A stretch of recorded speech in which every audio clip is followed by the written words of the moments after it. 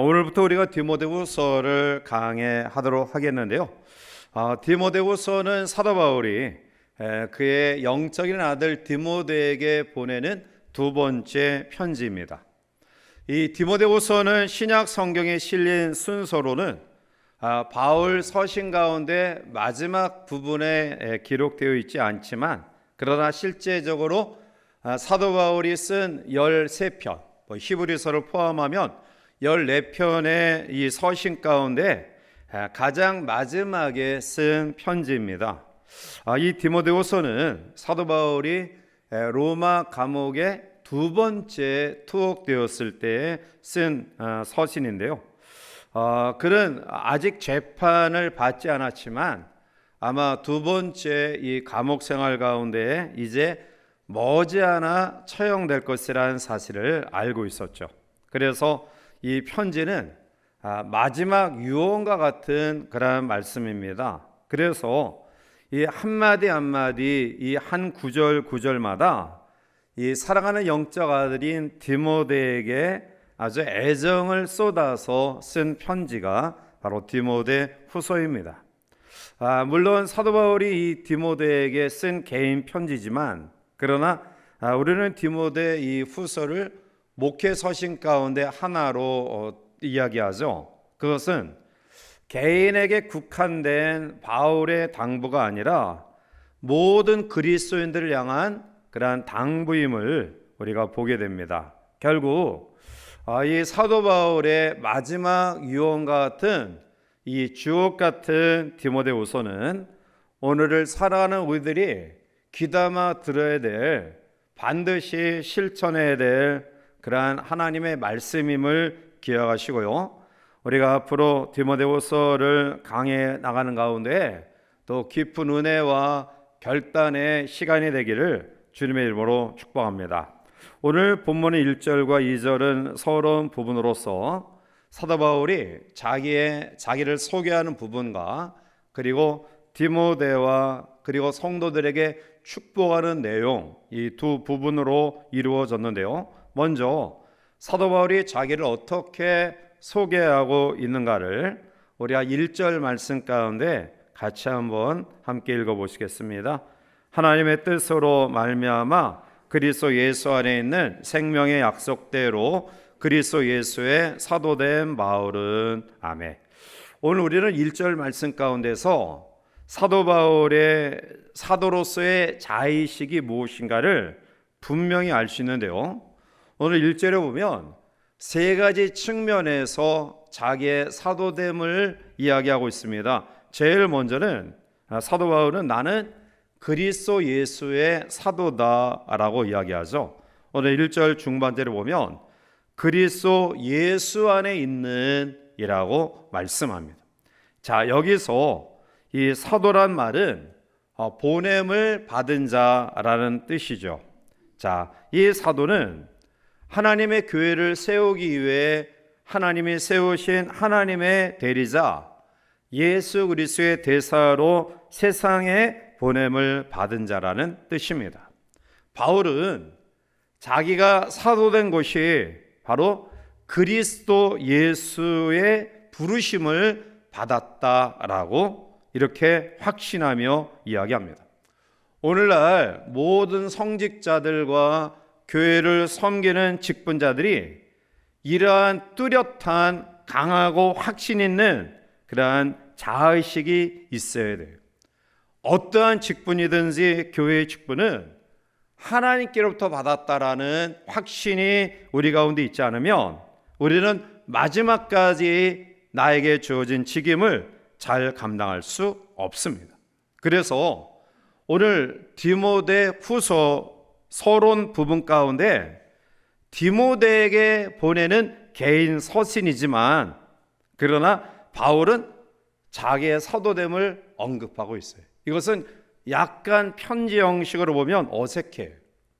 예를 들면 한국 대통령으로부터 미 대사로 이제 임명받은 사람이 미국에 유학 간 아들에게 편지를 하면 사랑하는 개똥아 이렇게 편지하면 되잖아요. 그런데 대한민국 대통령으로부터 미 대사로 임명받은 아무아무에게는 사랑하는 아들 아무아무에게 편지한다. 이런 식이에요. 그러니까 어색하죠. 아니, 자기 아들에게, 친한 사람에게 편지하는데 이 공식적인 그런 직임을 늘 이유가 어디 있을까요? 그런데 바울은 나 바울이 영적인 아들 디모데에게 편지한다, 그렇게 쓰지 않고 그리스도 예수 안에 사도된 바울은 그렇게 이야기하고 있어요. 그것은 사도 바울이 자기의 사도됨의 이 직분을 얼마나 귀하게 여겼는가, 그의 직분에 대한 그의 마음가짐을 잘 알 수 있습니다. 특별히 교회사에서 사도의 위치는 매우 특별합니다. 사실 사도들은 예수 그리스도를 직접 목도하고 그리고 직접 가르침을 받은 사람들이에요. 그래서 사실 엄격하게 이야기하면 예수님의 12 제자를 사도라고 이야기합니다. 결국 신약 성경은 몇 권을 제외하고는 대부분 사도들이 쓴 책이에요. 나머지 저자들, 곧 마가와 누가와 야고보는 사도가 아니었지만 사도들의 가르침을 받은 공통점이라는 사실이 있어요. 그러나 사실 사도 바울은 사도 시대 이후에 바로 사역을 시작한 사람이에요. 그럼에도 불구하고 바울은 예수님의 직제자도 아니고 예수님의 가르침을 받은, 예수님을 목도하고 그리고 그에게 훈련받은 그러한 사람은 아니지만 다메섹 도상에서 부활하신 주님을 직접 만나 소명을 받았기에 그는 항상 그리스도 예수의 사도된 나 바울은 이라고 자기 정체성을 분명히 하고 있어요. 오늘 우리의 주어진 삶 가운데서 우리가 예수 그리스도의 사도된 그러한 아무아무개, 예수 그리스도로부터 직임을 받은 아무아무개이라는 확신이 우리 가운데 있을 때 우리는 끝까지 바울처럼 우리의 경주의 삶을 잘 달려갈 수 있는 것입니다. 두 번째로 오늘 사도 바울은 1절 상반절에 자기의 사도성에 대해서 하나님의 뜻으로 사도되었다라고 이야기해요. 사실 그는 예수님의 부름을 받기 이전에 초대교회 가장 교회를 핍박했던 사람이에요. 그런데 다메섹 도상에서 예수 믿는 자들을 체포하려 하는 도중에 부활하신 예수님을 만나 변화되죠. 그래서 다메섹에 가서 여러 회당에서 예수는 그리스도다라는 사실을 증거하고 나사렛 예수가 하나님의 아들이심을 전파해요. 사람들은 그 말을 이해할 수 없었고 받아들이기 어려웠습니다. 왜? 그가 지금까지 한 언동을 보면 지금 그가 하는 말은 결국 어떠한 술수가 있다, 자기들을 잘 유화시켜서 한꺼번에 다 체포해서 죽이려는 그러한 권모 술수가 있다라는 마음을 가질 수밖에 없는 거예요. 자, 이러한 사람들의 의식을 충분히 인지했던 바울은 이에 대하여 어떻게 이야기하고 있느냐? 나는 하나님의 뜻으로 말미암아 사도가 되었다라는 거예요. 즉 하나님의 뜻을 따라서 사도가 되었다. 내가 내 자의식으로 사도가 된 것이 아니다라는 거예요. 고린도서 10장에 보면 고린도 교인들 가운데 끊임없이 사도 바울의 사도직을 문제시한 사람들이 있어요. 그들의 인격과 또 그의 사역을 비방한 사람들이 끊임없이 나타나고 있어요. 자, 따라서 바울은 내가 사도된 것은 내 노력으로 된 것 아니다. 다른 사람의 추천으로 내가 사도된 것 아니다. 내가 사도된 것은 바로 하나님의 뜻으로, 하나님이 강권적인 역사로 나를 붙들어 주셨기 때문에 내가 사도가 되었다라는 이야기를 나누고 있어요. 왜 바울이 이처럼 사도성에 대해서 확신을 가지고 그리고 개인 편지임에도 불구하고 제일 서러운 부분에 사도됨을 이야기했을까요? 그것은 사도 바울의 사도권에 대한 부정은 바울이 전한 복음을 부정하는 것이 돼요. 사도 바울의 사도권에 대한 부정은 사도 바울이 기록한 14권의 성경을 부정하는 것이기에 바울은 강력하게 자기의 사도권을 역설하고 있는 것입니다. 사도의 직분은 인간의 결정에 의해 주어진 것 아니다. 하나님이 주셨다라는 거예요.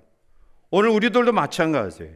여러분들이 이렇게 교회에 나와 예배하며 하나님의 자녀가 된 것 역시 사람의 뜻에 의한 것이 아니고 전적으로 하나님의 강권적인 역사 속에 여러분들을 붙들어 인도하셨음을 확신하시기 바랍니다. 만약 내가 하나님을 선택해서 내가 믿음 생활을 하고 있다고 한다면 그 믿음은 언젠가 변질되어져요.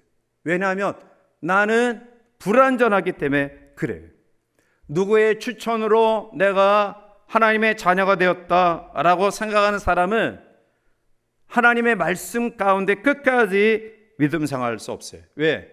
우리를 추천하고 격려한 그 사람도 불완전하기 때문에 그래요. 그러나 완전하신 하나님의 뜻에 사도되었기 때문에 바울은 끝까지 자기의 주어진 경주의 삶을 감당했고요. 오늘 우리도 마찬가지예요.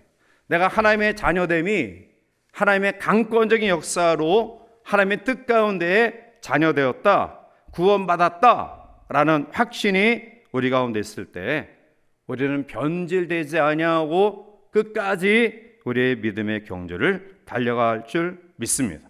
세 번째로 사도 바울은 자기의 사도성을 생명을 전하는 사도다라고 오늘 본문 1절 중하반절에 이야기하죠. 예수 안에 있는 생명의 약속대로 사도되었다라고 이야기하고 있어요. 하나님께서 독생자를 이 땅에 보내신 이유는 영생을 주시기 위함이에요. 요한복음 3장 16절 하나님이 세상을 이처럼 사랑하사 독생자를 주셨으니 이는 그를 믿는 자마다 멸망하지 않고 영생을 얻게 하려 하심이라. 우리가 성경을 읽고 성경을 믿는 까닭이 뭘까요? 요한복음 5장 39절에 보면 너희가 성경에서 영생을 얻는 줄 생각하고 성경을 연구하거니와 이 성경이 곧 내게 대하여 증언하는 것이다 라고 말씀. 성경에서 영생을 얻는 거예요. 성경은 우리에게 예수님이 생명의 주인이시며 그리고 그를 믿는 자마다 영생 얻게 됨을 증언하고 있어요. 그러므로 영생은 오직 예수 그리스도 안에 있다. 그리고 오늘 사도 바울의 사도됨은 예수 그리스도의 이 영생의 약속을 전파하기 위해 나를 사도 세우셨다라는 거예요. 우리의 마음속에 예수 그리스도가 우리의 유일한 구주이심을 믿고 생명 가운데 거하는 우리 모두가 되시기를 바랍니다. 사도행전 4장 12절에 다른 이로서는 구원을 받을 수 없나니 천하 사람 중에 구원받을 만한 다른 이름을 우리에게 주신 일이 없음이라 하였더라 말씀하고 있습니다. 우리의 신앙생활 가운데 믿는 목적이 발라야 돼. 그것은 바로 생명을 얻는 일, 영원한 생명을 얻는 일에 우리의 신앙의 목적을 두고 살아가시기를 바랍니다. 마지막 십자가에 나란히 달렸던 두 강도는 그 마지막 순간에 예수여 당신의 나라가 임할 때 나를 기억하소서, 나를 생각하소서라는 믿음의 고백 속에 천국의 보장을 받았지만, 그러나 한편의 강도는 그 좋은 기회, 마지막 절호의 찬스를 그가 여전히 완악한 마음으로 주님을 배척하고 조롱함으로 영원한 멸망에 떨어졌습니다. 그렇습니다. 오늘 우리에게 있어서 예수 믿는 목적, 하나님이 우리에게 귀한 자녀 삼아주신 이유, 또 우리에게 허락하신 이 직분의 목적은 생명을 얻는 일이다.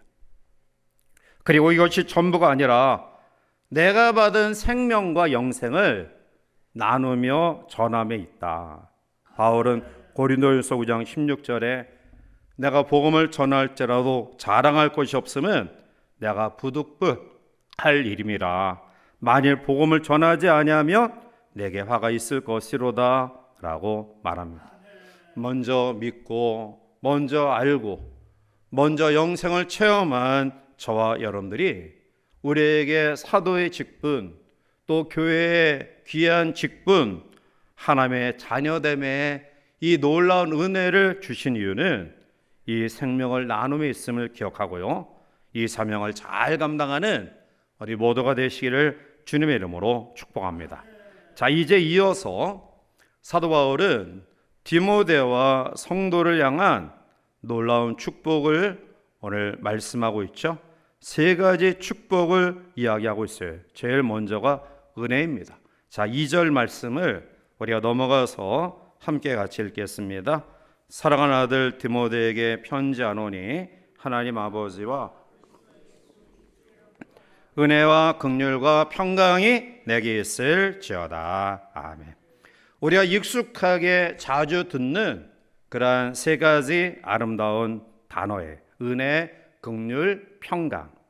자, 은혜란 말은 헬라어로 카리스라는 말이죠. 이 카리스라는 말의 의미는 값없이 주어지는 선물이라는 뜻이에요. 여기에는 감사, 축복, 사랑이란 뜻도 내포되어 있어요. 자, 그러므로 너에게 은혜가 있을지어다 라는 이야기는 너에게 감사할 일이 좀 많았으면 좋겠다. 너에게 하나님의 축복이 임하기를 바란다. 너에게 하나님의 놀라운 사랑이 가득하기를 원한다 라는 그러한 간절한 그러한 애정어린 표현이에요. 사랑하는 성도 여러분, 오늘 사도 바울을 통해 이 시간 은혜와 긍휼과 평강이 있을지어다 라는 이 축복의 은혜가 우리 가운데 넘쳐나길 바라요. 우리가 열심히 노력하고 계획한다고 해서 인생이 성공하는 것 아니에요. 하나님이 우리를 그렇게 인도하셔야 돼요. 하나님이 우리의 손을 붙잡아 주셔야지만이 우리가 이 땅에서 복된 삶을 살아가는 겁니다. 따라서 하나님의 은혜가 우리에게 있을지어다, 감사가 있을지어다, 축복이 있을지어다, 하나님의 사랑이 우리에게 넘쳐날지어다, 이러한 놀라운 선포의 은혜가 우리 가운데 그대로 이루어지길 바라요. 여러분, 성경에 보면 수없이 많이 나오는 단어가 은혜라는 단어예요. 은혜. 자, 그러면 이 은혜가 선물이고 축복이고 감사할 조건이고 하나님의 사랑이 임하는 것인데, 어떠한 그런 축복과 감사할 내용, 또 하나님의 사랑의 구체적인 표현이 우리 가운데 있습니까? 병 고침의 은혜, 사업이 잘 되는 은혜, 뭐 자녀가 잘 되는 은혜, 또 직장 생활 가운데서 진급하는 은혜, 이러한 여러 가지 감사할 일, 축복된 일, 그리고 사랑, 하나님의 사랑의 표현적인 그런 모습들이 우리 가운데 있어요. 자, 그러나 우리가 이러한 여러 가지 것도 은혜지만 가장 큰 은혜, 가장 큰 선물은 에베소서 2장 8절에 나타나고 있는 것처럼 은혜에 의하여 믿음으로 말미암아 구원을 받았다. 이것이 너에게서 난 것이 아니요 하나님의 선물이다 라는. 은혜가 나의 노력으로 얻어진 거라고 한다면 사실은 우리는 거기에 감격하지 않아요. 감사하지 않고요, 뭐 그것 때문에 우리가 고마하지 않아요. 왜? 내 노력의 결과니까. 그러나 나의 노력 여에 상관없는 전적인 하나님의 선물이라고 한다면 구원의 이 은혜는 감격으로 우리에게 다가오는 거예요. 여러분, 우리가 이 땅을 살아가면서 세상적인 지혜와 명예와 권세를 얻었다 할지라도 구원의 선물을 받지 못했다고 한다면 그것이 복된 삶인가요? 결코 그렇지 않아요. 예수 믿음으로 우리에게 주시는 하나님의 선물, 이 은혜로 받은 구원에 대해 감사하는 마음이 우리의 평생에 가득하기를 바랍니다. 두 번째로는 긍휼이에요. 이 긍휼이라는 엘레데니라는 말은 용서하다, 친절하다 라는 뜻이에요. 즉 죄로 인해 영원히 죽었던 우리를 불쌍히 여기셔서 용서하신 것, 그게 바로 긍휼이에요. 자, 은혜는 하나님의 죄인을 향하여 품는 사랑의 마음이라 한다면, 긍휼은 죄의 결과로 비참함에 대한 불쌍히 여기는 마음이 바로 긍휼이에요. 자, 전과자가 특사를 받는 것이 바로 용서를 받는 거죠. 이게 긍휼이에요. 멸망받을 인생, 영원히 죄 가운데 심판 받아야 될 우리가 예수 그리스도의 보혈로 말미암아 죄가 씻김을 받았다는 것, 이게 바로 긍휼이고요. 바로 하나님의 뜻 가운데 거할 때에 우리는 긍휼의 은혜를 경험해야 될 줄 믿습니다. 시편 25편 6절에 보면 여호와여 주의 긍휼하심과 인자하심이 영원부터 있었다. 에레미야 예가 3장 22절에 보면 여호와의 인자와 긍휼이 무궁하심으로 우리가 진멸되지 아니했다라고 이야기해요. 하나님의 긍휼이 없었다고 한다면 우리는 여기 있을 수 없는 거예요. 하나님 앞에 심판받아 마땅한 우리들, 그럼에도 불구하고 긍휼에 풍성하신 하나님의 이 놀라우신 선물 때문에 우리가 하나님 앞에 영원한 유황불에 떨어지지 아니하는 그러한 긍휼의 은혜를 입었고요. 또한 지금도 한 사람이라도 더 돌아오길 원하시는 하나님의 긍휼하심이 바로 이러한 심판을 지연시키고 있음을 기억해야 될 줄 믿습니다. 그리고 더 나아가 하나님의 긍휼을 받은 우리가 남에게 긍휼을 베풀고 용서하는 삶을 살아야 돼요. 남에게 용서해 줄 수 있는 사람, 더 큰 하나님의 긍휼을 입을 수 있는 그러한 사람으로 세워짐을 믿으시기 바랍니다. 세 번째로는 평강이에요. 자, 평강은 우리가 잘 알듯이 그러한 평화죠. 헬라어로 에이레네라는 말이고요. 히브리어는 우리가 잘 알듯이 샬롬이라는 말이에요. 자, 유대인들이, 히브리인들이 샬롬이라, 이 평화가 임하소서라고 인사할 때는 다양한 의미가 있어요. 먼저는 너의 몸의 건강을 통해서 좀 평화가 있기를 바란다. 또 너의 마음의 안정을 통해 평화가 있기를 바란다. 또 물질적으로 너무 쪼들리지 아니하고 좀 여유 있는 그런 평화로움이 있기를 바란다. 뭐 정치적으로 어떤 전쟁이 없는 그런 평화가 임하기를 바란다. 이런 의미가 바로 샬롬이에요. 자, 그런데 이 하나님께서 주시는 이 샬롬의 중요한 이유가 뭐냐면, 사도 바울이 살던 이 시대의 이 평화는 어떠한 평화냐면 로마의 평화예요. 로마의 평화. 로마의 평화는 로마의 황제가 강력한 검, 즉 힘을 가지고 모든 나라들을 평정해서 그 나라를 평정한 가운데 얻어질 수 있는 평화, 이게 바로 사도 바울이 살고 있었던 사람들이 생각하는 평화의 의미예요. 자, 그런데 오늘 바울은 그러한 시대 속에 살고 있었던 사람들이 가지고 있었던 인식, 그 인식을 벗어나게 하면서 오늘 주 예수 그리스도께로부터 주어지는 샬롬, 평화를 이야기하고 있습니다. 로마의 평화는 사람의 힘으로 전쟁이 없는 그러한 상태, 그것을 이야기해요. 제가 이틀 3일 전인가 그 신문 칼럼에서 어떤 칼럼니스트가 이 세계의 정세를 판단하면서 예전에는 힘의 규칙을 가지고 전 세계가 움직였어요. 그런데 강력한 힘을 가진 뭐 미국이나 소련 이러한 나라들이 어떠한 규칙의 원칙을 가지고 세계 정세의 모든 일들을 이뤄갔어요.